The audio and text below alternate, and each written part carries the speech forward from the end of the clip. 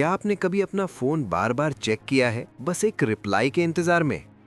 क्या आपको कभी ऐसा लगा है कि आप किसी रिश्ते में अपना 100% दे रहे हैं लेकिन सामने वाला शायद 10% भी नहीं दे रहा? वो दर्द, वो घबराहट, वो बेचैनी, जब आप किसी को अपनी पूरी दुनिया बना लेते हैं लेकिन उनके लिए आप सिर्फ एक ऑप्शन बनकर रह जाते हैं। शायद आप रात भर ये सोचकर जागते रहे हैं कि मैंने क्या गलती कर दी, या वो मुझसे अब पहले की तरह बात क्यों नहीं करते। अगर आपने ये महसूस किया है तो रुकिए, क्योंकि आज आपको एक कड़वा सच सुनना होगा। सच ये है कि प्यार और अटेंशन के पीछे आप जितना भागेंगे वो आपसे उतना ही दूर भागेंगे। जिसे हम अपनी तरफ से प्यार या एफर्ट कहते हैं, दुनिया अक्सर उसे कमजोरी या डेस्परेशन समझती है।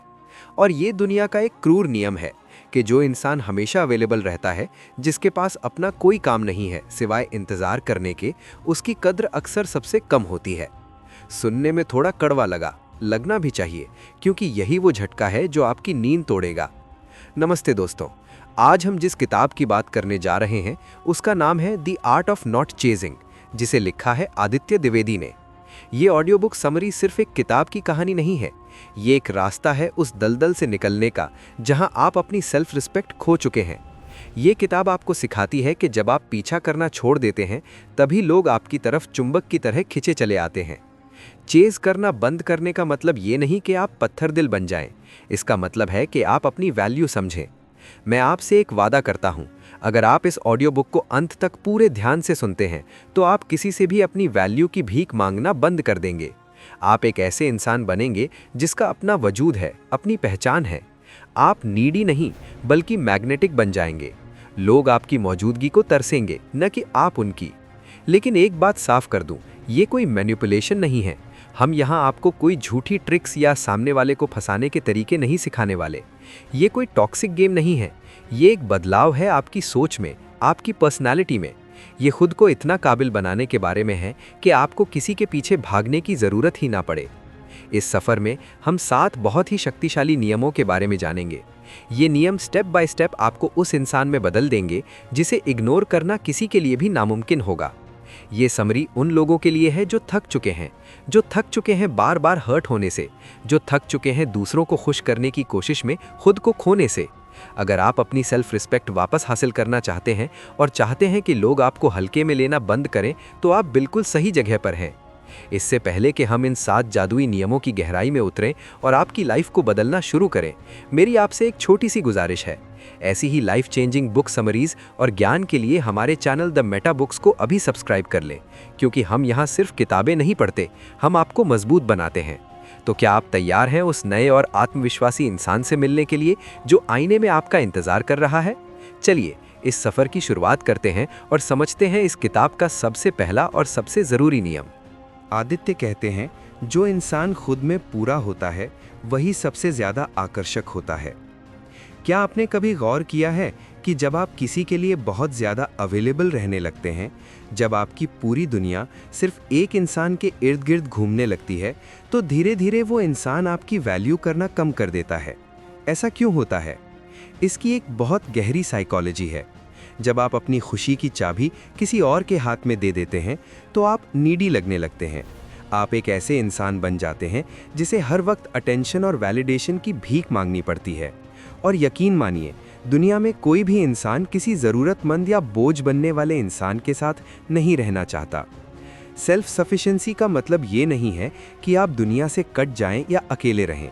इसका मतलब ये है कि आपकी खुशी, आपका मूड और आपकी सेल्फ वर्थ किसी दूसरे इंसान के मैसेज या कॉल पर डिपेंड नहीं होनी चाहिए। मान लीजिए आपके पास एक ऐसा दोस्त है जिसका अपना कोई शौक नहीं है, कोई काम नहीं है, और वो दिन भर बस आपके रिप्लाई का इंतज़ार करता है। जैसे ही आप बिजी होते हैं वो गुस्सा हो जाता है या दुखी हो जाता है। आपको उसके साथ रहने में घुटन महसूस होने लगेगी, है ना? वहीं दूसरी तरफ एक ऐसा इंसान है जिसकी अपनी एक लाइफ है, वो अपने काम को लेकर पैशनेट है, उसके अपने गोल्स हैं। अगर आप उससे बात करते हैं तो अच्छा है, और अगर नहीं भी कर पाते तो भी वो अपनी लाइफ में खुश है और बिजी है। आप खुद बताइए, आप किसकी तरफ ज़्यादा अट्रैक्ट होंगे? जाहिर है दूसरे इंसान की तरफ। यही है the law of self sufficiency. जब आप खुद के साथ समय बिताना सीख जाते हैं, जब आपकी लाइफ में आपके अपने सपने और अपनी रूटीन होती है, तो आप एक मैग्नेट बन जाते हैं। लोग सोचते हैं, इस इंसान की लाइफ में ऐसा क्या खास है कि ये मेरे बिना भी इतना खुश है, और यही जिज्ञासा उन्हें आपकी तरफ खींचती है। अब सवाल आता है कि इसे अपनी लाइफ में लागू कैसे करें। सबसे पहले अपनी एक स्ट्रिक्ट रूटीन बनाइए। सुबह उठने से लेकर रात को सोने तक आपका समय आपके कंट्रोल में होना चाहिए। अपने करियर, अपनी सेहत और अपने हॉबीज़ को अपनी पहली प्रायोरिटी बनाएं। किसी को भी अपनी लाइफ का सेंटर मत बनने दीजिए। जब आप अपनी लाइफ में बिजी होते हैं तो आप सामने वाले को ये मैसेज देते हैं कि मेरा समय कीमती है, और जब आप अपने समय की कद्र करते हैं तभी दुनिया आपकी कद्र करना शुरू करती है। याद रखिए, प्यार या दोस्ती दो अधूरे लोगों का मिलन नहीं है जो एक दूसरे की कमियां पूरी करें। ये दो ऐसे लोगों का साथ है जो पहले से ही अपने आप में पूरे हैं। तो आज से ही दूसरों से अपनी खुशी मांगना बंद कीजिए और खुद को इतना काबिल बनाइए कि आपकी खुशी आपके अंदर से आए। जब आप खुद से पूरी तरह संतुष्ट होंगे तभी आप दूसरों को चेज़ करना छोड़ेंगे और लोग आपको चेज़ करना शुरू करेंगे। क्या आप तैयार हैं अगले कदम के लिए? क्योंकि अगला नियम आपकी भावनाओं को कंट्रोल करने की पूरी गेम ही बदल देगा। अब आते हैं उस नियम पर जो इस पूरी किताब की सबसे गहरी और सबसे ज़रूरी समझ है, the law of emotional detachment. Aditya Dwivedi यहाँ एक बहुत ही पावरफुल बात कहते हैं, फील करो पर चिपको मत। सुनने में ये थोड़ा अजीब लग सकता है क्योंकि हमें बचपन से सिखाया गया है कि प्यार का मतलब है पूरी तरह खो जाना। लेकिन असलियत ये है कि इमोशनल ओवर अटैचमेंट, यानी किसी से ज़रूरत से ज़्यादा चिपक जाना, किसी भी रिश्ते में अट्रैक्शन को ख़त्म करने का सबसे तेज़ तरीका है। क्या कभी आपके साथ ऐसा हुआ है कि आप किसी इंसान को बहुत पसंद करते हैं और आप हर वक्त उनके बारे में सोचते रहते हैं? आप उनके एक हाय का जवाब तुरंत देते हैं, उनकी हर छोटी बड़ी बात पर ओवर रिएक्ट करते हैं, और अगर वो थोड़ा भी कम बात करें तो आप परेशान हो जाते हैं और उनसे सफाई मांगने लगते हैं। यहाँ क्या हो रहा है? आप इमोशनली उन पर इतने डिपेंड हो चुके हैं कि अब आप उनके लिए एक मिस्ट्री नहीं रहे, आप एक खुली किताब बन गए हैं जिसका हर पन्ना उन्हें पहले से पता है। इमोशनल डिटैचमेंट का मतलब ये बिल्कुल नहीं है कि आप पत्थर बन जाएं या किसी को प्यार न करें। इसका असली मतलब ये है कि आपका इमोशनल रिमोट कंट्रोल आपके हाथ में होना चाहिए। जब आप किसी से बहुत ज़्यादा अटैच हो जाते हैं तो आप प्रेडिक्टेबल हो जाते हैं। सामने वाले को पता होता है कि आप कहीं नहीं जाने वाले, आप हमेशा इंतज़ार करेंगे, और जैसे ही यह एहसास किसी को होता है वो आपको हल्के में लेना शुरू कर देते हैं। यहाँ साइकोलॉजी ये कहती है कि इंसान उसी चीज़ की वैल्यू करता है जिसे खोने का उसे थोड़ा डर हो या जो उसे पूरी तरह समझ ना आए। जब आप थोड़े अनप्रेडिक्टेबल होते हैं, जब आपकी दुनिया सिर्फ उनके इर्द गिर्द नहीं घूमती, तो आप उनके दिमाग में एक स्पेस क्रिएट करते हैं। वो आपके बारे में सोचने पर मजबूर हो जाते हैं। सोचिए, अगर आप अपनी भावनाओं को थोड़ा कंट्रोल में रखें, किसी के इग्नोर करने पर पागलों की तरह रिएक्ट न करें, बल्कि शांति से अपने काम में लग जाएं, तो सामने वाले के मन में क्या चलेगा? वो सोचेंगे, अरे इसे फर्क क्यों नहीं पड़ रहा? क्या मैं अब इसके लिए उतना ज़रूरी नहीं रहा? यही वो मोड़ है जहां से उनकी दिलचस्पी आपकी तरफ वापस मुड़ती है। प्रैक्टिकल बात यह है कि अपनी खुशियों का सोर्स कभी भी किसी इंसान को मत बनाइए। प्यार कीजिए, इज्जत कीजिए, समय बिताइए, लेकिन कभी भी इतने अटैच मत होइए कि उनके बिना आपका वजूद ही खत्म हो जाए। खुद को थोड़ा डिटैच रखना आपको पावर देता है। ये आपको वो ताकत देता है कि अगर कोई आपकी वैल्यू ना करे तो आप वहाँ से सम्मान के साथ बाहर निकल सकें। याद रखिए, आप एक समंदर की तरह बनिए, गहरा और शांत। किसी को उसमें डूबने का मौका तो दीजिए, लेकिन किसी को उसे सुखाने की इजाज़त मत दीजिए। जब आप इमोशनली डिटैच होना सीख जाते हैं तो आपकी पर्सनैलिटी में एक अलग ही लेवल का कॉन्फिडेंस और आकर्षण आ जाता है। अब जब आपने अपनी भावनाओं को संभालना सीख लिया है तो अगला नियम आपको सिखाएगा कि कैसे आपकी खामोशी आपकी सबसे बड़ी ताकत बन सकती है। अब हम बात करते हैं उस नियम की जो सुनने में बहुत आसान है, लेकिन इसे निभाना सबसे मुश्किल और सबसे असरदार है, the law of silence and space. लेखक हमें एक बहुत बड़ी सच्चाई बताते हैं कि खामोशी भी एक भाषा होती है। अक्सर जब हम किसी को पसंद करते हैं तो हम अपनी सारी बाउंड्रीज तोड़ देते हैं। हम चाहते हैं कि हर वक्त उनसे बात हो। हम अपना हर थॉट, अपनी हर छोटी बड़ी बात तुरंत उनके साथ शेयर करना चाहते हैं। जैसे ही उनका मैसेज आता है हम फ़ोन पर झपट पड़ते हैं और पलक झपकते ही रिप्लाई कर देते हैं। हमें लगता है कि हम अपना प्यार दिखा रहे हैं, लेकिन असल में हम अपनी वैल्यू कम कर रहे होते हैं। इसकी साइकोलॉजी को गहराई से समझिए। इंसान का दिमाग उसी चीज़ की कद्र करता है जो उसे आसानी से और हर वक्त नहीं मिलती। जब आप हर वक्त उपलब्ध रहते हैं और हर बात का तुरंत और लंबा चौड़ा जवाब देते हैं, तो सामने वाले के लिए आपकी अहमियत खत्म होने लगती है। उनके मन में आपके लिए कोई जिज्ञासा, कोई क्यूरियोसिटी नहीं बचती। लेकिन जब आप साइलेंस और स्पेस का इस्तेमाल करते हैं, तो आप सामने वाले को आपके बारे में सोचने पर मजबूर कर देते हैं। मान लीजिए आपका कोई दोस्त या पार्टनर आपसे थोड़ा अजीब व्यवहार कर रहा है या आपको इग्नोर कर रहा है। आपका पहला रिएक्शन क्या होता है? आप उन्हें बार बार मैसेज करते हैं, पूछते हैं क्या हुआ, तुम ऐसे क्यों बात कर रहे हो, क्या मैंने कुछ गलत किया? ये सब करके आप उन्हें और दूर धकेल देते हैं। इसके बजाय अगर आप अपनी तरफ से खामोशी अख्तियार कर लें, बिना किसी शिकायत के उन्हें स्पेस दें और अपनी लाइफ में बिजी हो जाएं, तो पासा पलट जाएगा। अब वो सोचने लगेंगे कि अरे, मैंने तो इसे इग्नोर किया था, पर इसे कोई फर्क क्यों नहीं पड़ा? ये इतनी शांति से क्या कर रहा है? आपकी ये खामोशी उनके मन में हजारों सवाल पैदा कर देगी। प्रैक्टिकल रूल बहुत सिंपल है। अपनी लाइफ में स्पेस को आने दीजिए। हर मैसेज का रिप्लाई तुरंत करना जरूरी नहीं है। अगर आप काम कर रहे हैं तो पहले काम खत्म कीजिए, फिर रिप्लाई दीजिए। अपनी हर छोटी बात उन्हें मत बताइए, थोड़ा मिस्ट्री बनाए रखिए। और सबसे ज़रूरी बात, हर बात पर रिएक्ट करना बंद कीजिए। अगर कोई आपको नीचा दिखाने की कोशिश करे या आपको इग्नोर करे, तो वहाँ चिल्लाने या बहस करने से अच्छा है कि आप अपनी खामोशी से उन्हें अपनी गैर मौजूदगी का एहसास कराएं। याद रखिए, जब आप हर वक्त बोलते रहते हैं तो आपकी बातों की वैल्यू कम हो जाती है। लेकिन जब आप कम बोलते हैं और सही वक्त पर खामोश हो जाते हैं, तो लोग आपकी एक एक बात सुनने के लिए तरसते हैं। स्पेस देना सामने वाले को ये मौका देता है कि वो आपको मिस कर सकें। अगर आप किसी को सांस लेने की जगह ही नहीं देंगे, तो उनका दम घुटेगा और वो आपसे दूर भागेंगे। तो आज से अपनी खामोशी को अपनी ताकत बनाइए। अपनी मौजूदगी को इतना सस्ता मत कीजिए कि कोई भी आकर उसे कुचल दे। जब आप साइलेंस की पावर को समझ जाएंगे, तो आपको समझ आएगा कि कभी-कभी कुछ ना कहना जोर से चिल्लाने से भी ज़्यादा असरदार होता है। अब जब आपने खामोशी की ताकत समझ ली है, तो अगला नियम आपको उस चीज़ के बारे में बताएगा जिसके बिना दुनिया आपकी कभी इज्जत नहीं करेगी। अब हम उस नियम पर पहुंच चुके हैं जो इस पूरी किताब का बैकबोन है, the law of self respect. Dwivedi एक बहुत ही कड़वी लेकिन सच्ची बात कहते हैं, जहां तुम अपनी वैल्यू गिराते हो, वहीं अट्रैक्शन खत्म हो जाता है। क्या आपने कभी किसी के सामने गिड़गिड़ाया है? क्या आपने कभी किसी ऐसे इंसान से बार बार माफ़ी मांगी है जिसकी गलती खुद की थी, सिर्फ इसलिए ताकि वो आपको छोड़कर न जाए? या क्या आप अपनी बात को सही साबित करने के लिए घंटों सफाई देते हैं? अगर हाँ, तो असल में आप सामने वाले को प्यार नहीं दिखा रहे, बल्कि आप उसे ये बता रहे हैं कि मेरी अपनी नज़र में कोई कीमत नहीं है, तुम जैसे चाहो मुझे इस्तेमाल कर सकते हो। साइकोलॉजी बहुत ही सिंपल है। दुनिया आपको वैसी ही इज्जत देगी जैसी इज्जत आप खुद को देते हैं। अगर आप खुद को एक डोरमैट की तरह पेश करेंगे, तो लोग आप पर पैर रखकर ही गुजरेंगे। अट्रैक्शन कभी भी भीख मांगने से पैदा नहीं होता। आकर्षण पैदा होता है डिग्निटी से। लोग उन्हीं की तरफ खिंचे चले आते हैं जिनके अपने कुछ स्टैंडर्ड्स और बाउंड्रीज होती हैं। कल्पना कीजिए, दो लोग हैं। एक वो है जो किसी के ज़रा सा गुस्सा होने पर घबरा जाता है, बार बार फ़ोन करता है और कहता है प्लीज़ मुझसे बात कर लो, मुझसे जो गलती हुई माफ़ कर दो। वहीं दूसरा इंसान वो है जो प्यार तो करता है, लेकिन अगर सामने वाला बदतमीज़ी करे या बिना वजह इग्नोर करे, तो वो शांति से पीछे हट जाता है। वो कहता है मैं तुमसे प्यार करता हूँ, लेकिन मैं अपनी बेइज्जती बर्दाश्त नहीं कर सकता। आप खुद सोचिए, किसकी वैल्यू ज़्यादा होगी?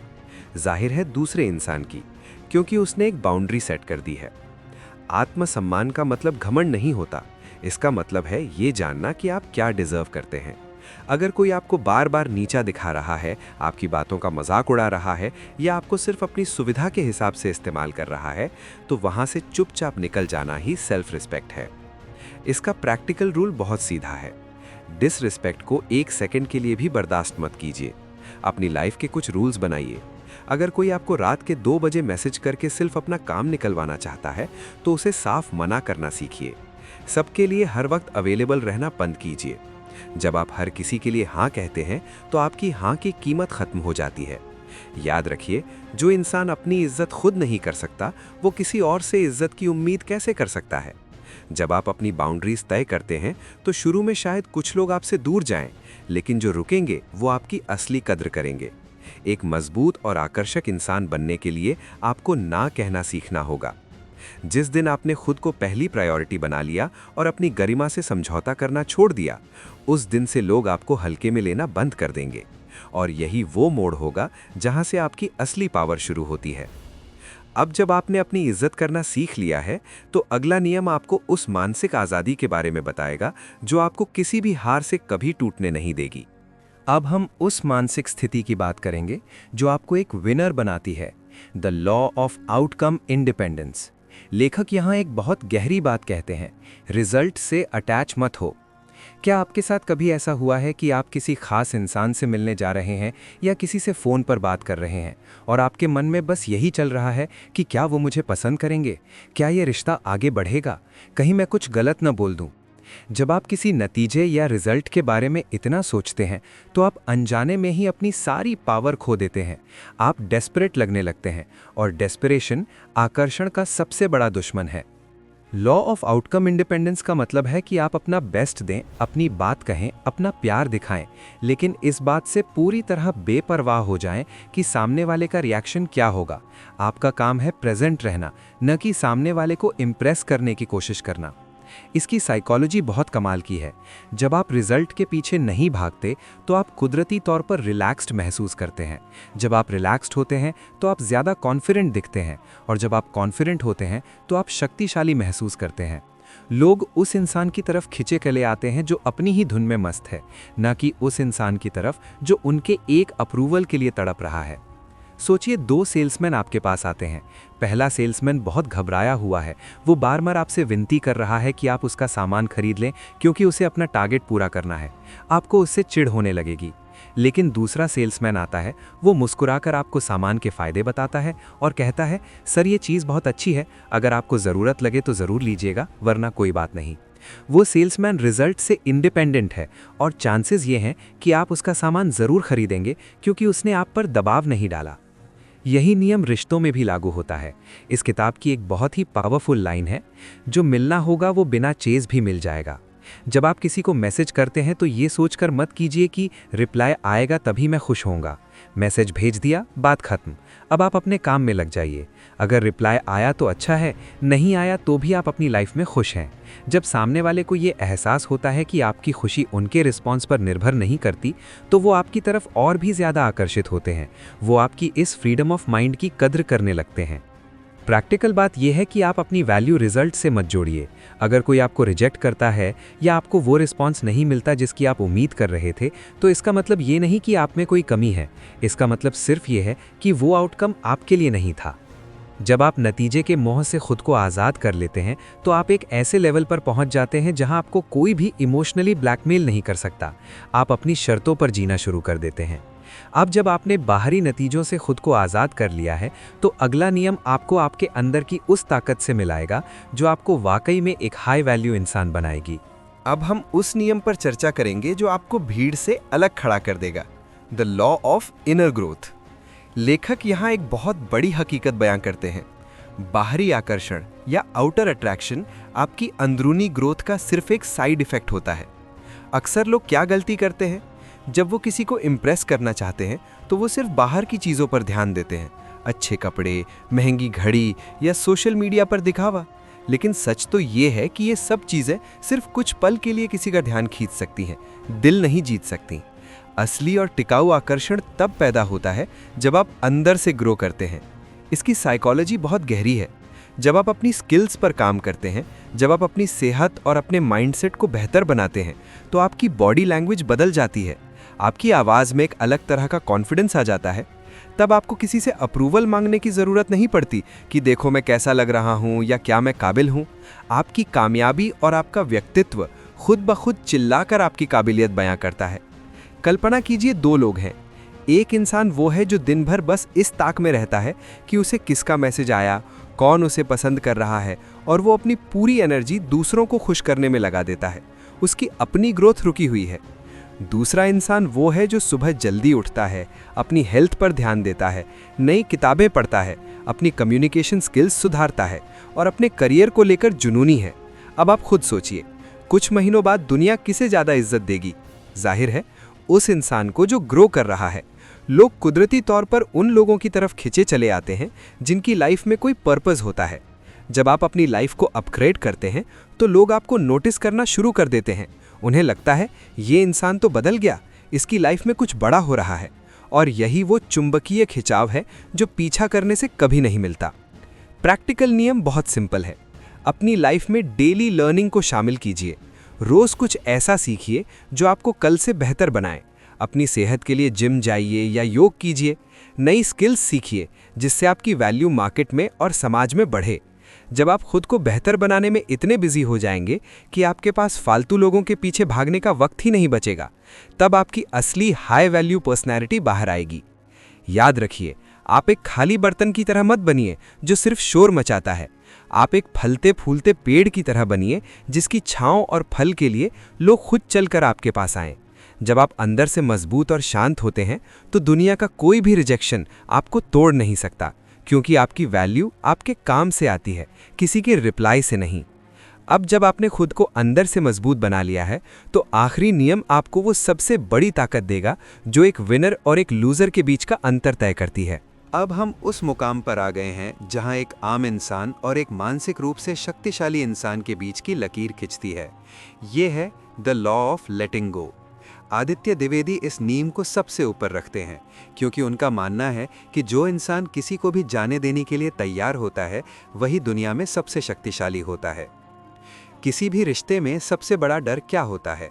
Fear of loss. जब सामने वाले को ये पता चल जाता है कि आप उसे खोने से बुरी तरह डरते हैं तो अनजाने में आप अपनी चाबी उन्हें थमा देते हैं।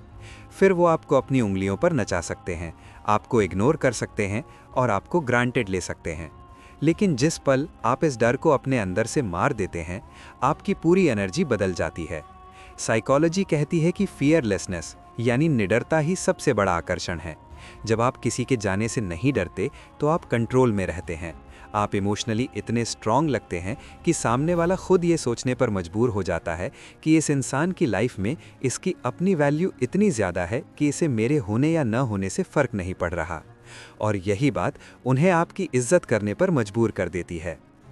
मान लीजिए आप किसी के साथ रिश्ते में हैं और वो इंसान बार बार आपको छोड़ने की धमकी देता है या आपको बुरा महसूस कराता है।